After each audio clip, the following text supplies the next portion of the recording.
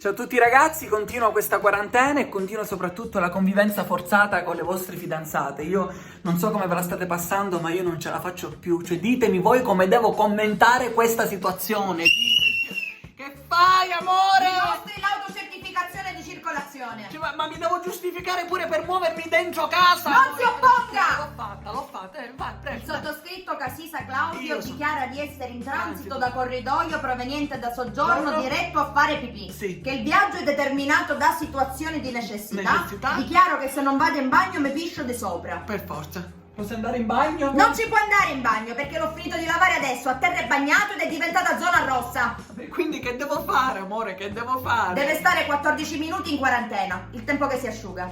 Mi dà pure del lei. Vabbè, amore, diamo un esempio alle persone che ci seguono, alle coppie, che noi questa situazione di convivenza la stiamo vivendo bene? Se non ti levi davanti ai miei occhi ti spacco la faccia. Benissimo, ciao a tutti, buona convivenza e quarantena.